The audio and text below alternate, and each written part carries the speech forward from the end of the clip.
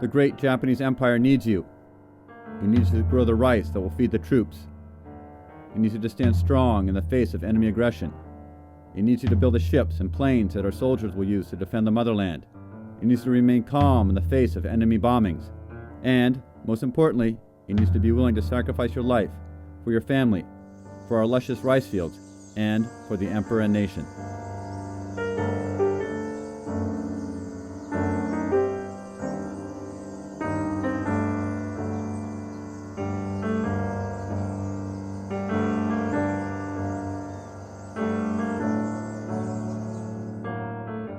From the Manchurian Incident of September 18, 1931, until the signing of surrender aboard the USS Missouri on September 2, 1945, Japan engaged in a 15-year war as it attempted to conquer and control Manchuria, China, as well as much of Southeast Asia and the South Pacific. As Japanese aggression in China worsened following the Marco Polo Bridge incident on July 7, 1937, Japan became increasingly isolated in the greater international community, finding friends only with Nazi Germany and Fascist Italy. The ABCD encirclement, in which America, Britain, China, and the Dutch slowly cut off Japanese imports and exports, forced Japan into a corner. Either Japan could back down to the ABC demands, or it could take drastic actions. Japan chose to go for broke by attacking the American fleet at Pearl Harbor on December 7, 1941.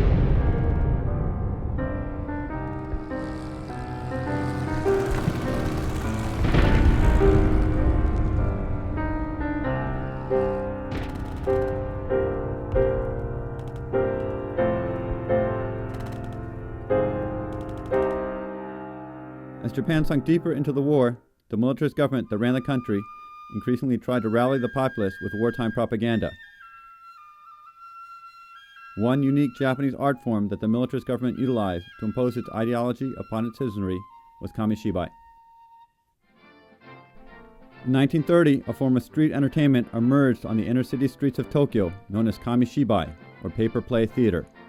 Kamishibai was one of the most popular forms of entertainment in Japan during the 1930s, 1940s, and 1950s. In 1934, roughly 750,000 children per day viewed Kamishibai in Tokyo alone. Some 20 to 30,000 men worked as Kamishibai performers in the 1930s through the 1950s. Kamishibai is a form of storytelling in which a tale is painted or printed on 10 to 16 21-inch computer monitor-sized cards. The cards are stacked together and housed in a wooden stage so that only one card at a time is presented to the audience. During the 1930s through the 1950s, this stage was frequently mounted on the back of a bicycle that the performer pedaled around town. After picking out a suitable site to hold his theatrical presentation, the Kamishibai performer banged his wooden clappers to gather the children around him. The storyteller stood with his stage to his left, and as the narrative progressed, he moved the front card to the back. Since Kamishibai performers told different stories every day, the text to the tales were written on the backs of the cards. The performer used a variety of mimetic voices and expressions to captivate his audience.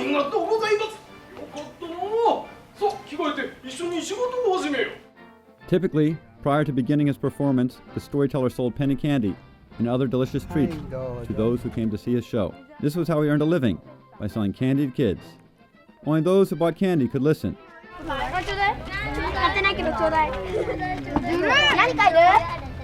In 1933, a Japanese Christian woman by the name of Ima Yone saw a Kamishibai performance in the streets of Tokyo and quickly recognized his potential as an educational tool. She realized that an intimate bond was formed between the storyteller and audience that would be perfect for Christian proselytizing. In short, she was the first person to recognize and harness the educational power of Kamishibai.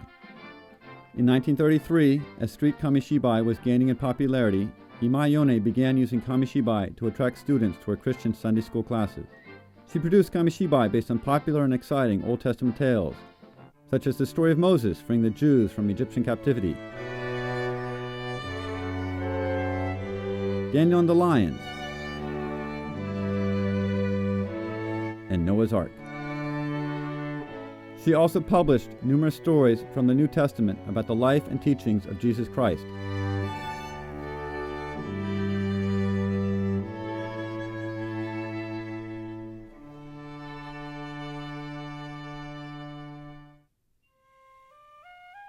After Imai came out with her Kamishibai, two prominent educators in Japan took her ideas one step further and developed a form of Kamishibai that would become an important part of early childhood education in Japan for decades to come.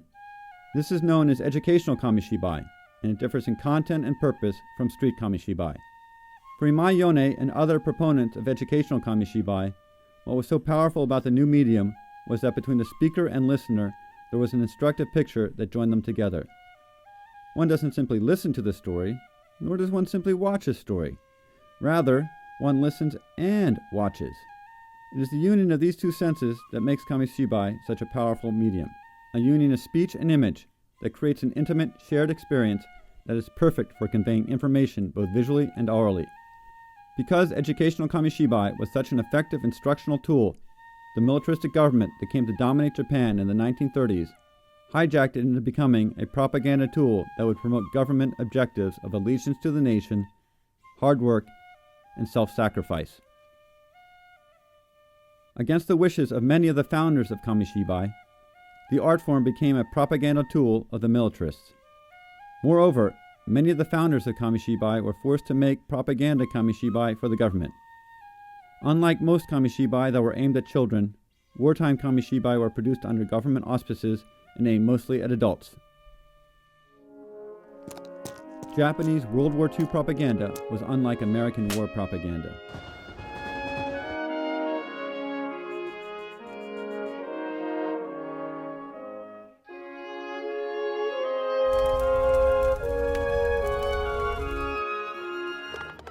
While American wartime propaganda often focused on killing, destroying, annihilating, and exterminating an enemy, who was frequently turned into a buck-toothed, slant-eyed, Lloyd Glass-wearing caricature of Hideki Tojo, or a vermin, rat, or simian, Japanese propaganda seldom focused on the enemy. Instead, it focused on family, Japan, and the need for everyone to sacrifice for the nation.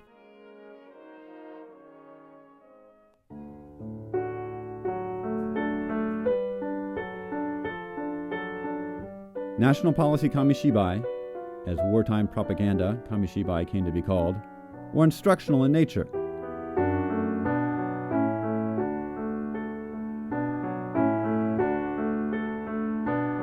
They taught people about how to build an air raid shelter, what to do before and during an air raid, and how to put out fires after an attack. They encouraged citizens to buy war bonds, as well as to put their all into manufacturing the ships, weapons, and aircraft needed to win the war.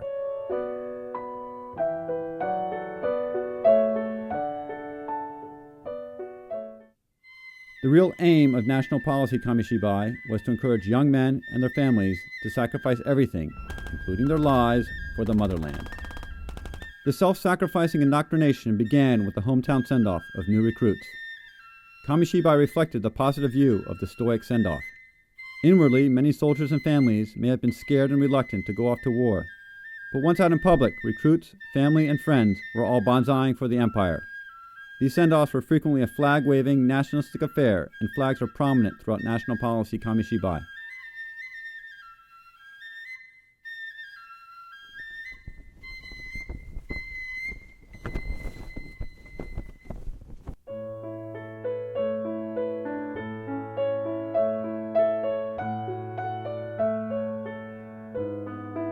The soldiers knew that the reason they were being sent off was to protect their family and friends back home.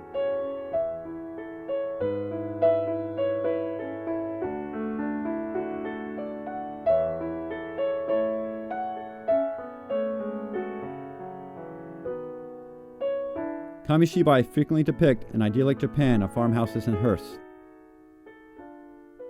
The Japanese military, and the army in particular, spent decades nurturing and cultivating rural communities to gain their support, and wartime Kamishibai clearly paid up this connection. The rice fields of Japan are the most common image of the homeland in national policy Kamishibai, and it is these rice fields that the war machine is defending, or at least that is the image the militarists present of their efforts to take over Asia. Care packages from home often contain Japanese rice, and in at least one case, rice that a dog named Whitey helped sow.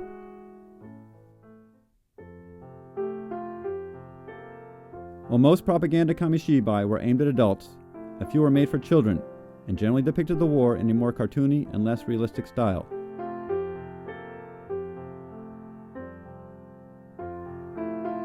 Many of these children's tales transformed classic folk heroes, such as Kintaro, into modern-day warriors.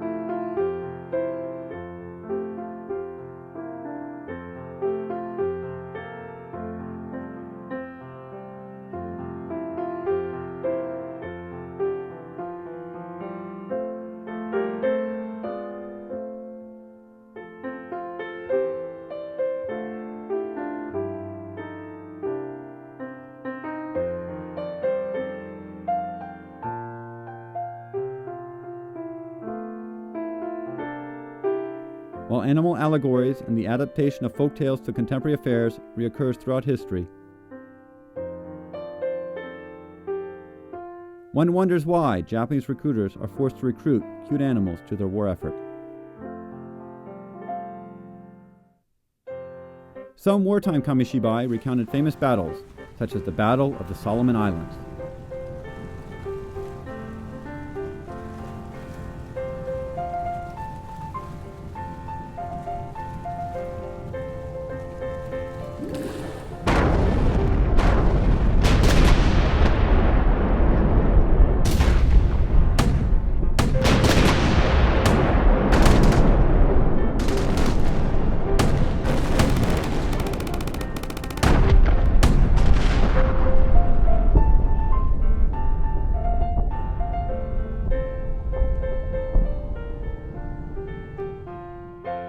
While others recounted heroic deeds as soldiers,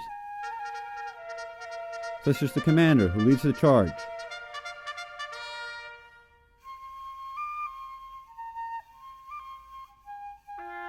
even when dead,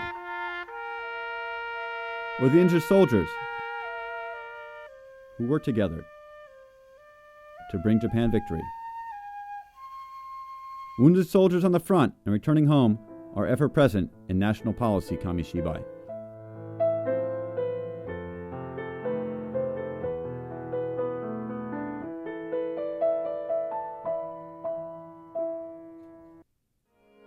The most prominent and distinctive features of Japanese wartime propaganda is its emphasis on self-sacrifice and death. Dying for one's nation is often glorified in national discourse, but the Japanese depict it and take it to a level seldom seen elsewhere. Unlike American propaganda, which focuses on killing the enemy, Japanese propaganda focuses on dying for the nation. If you happen to kill the enemy prior to your death, all the better. But the most important thing is that you give your life for your country.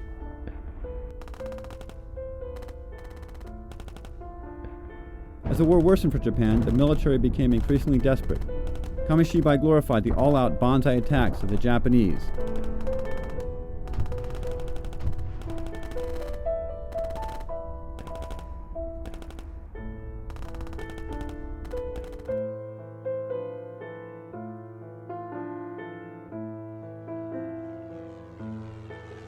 And the Kamikaze attacks on the American fleet.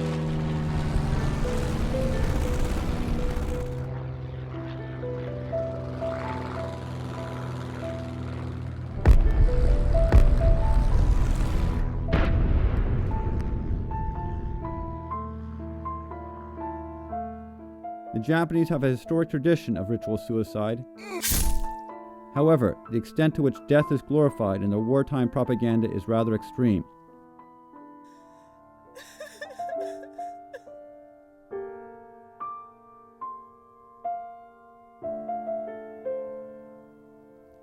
These two Kamishibai show the give and take that occurred between Japanese and Allied forces in the Pacific.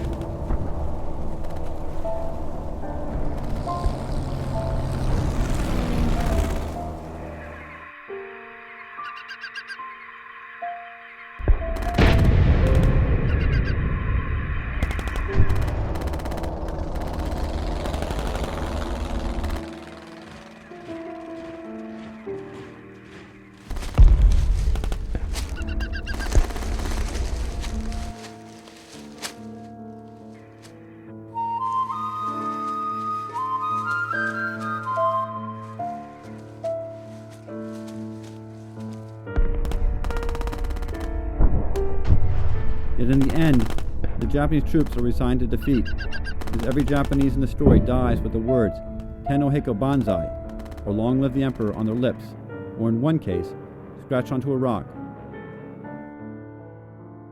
How often do nations put out children's stories about children being informed of their father's death in battle?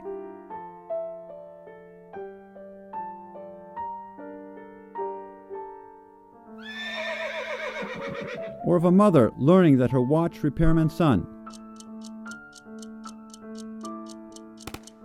who was drafted into battle, died a glorious death, while the watch that he was working on before his time ran out was working perfectly. Or the wife, who was left behind to run the family flower shop by herself, being informed of her husband being blown to pieces in battle.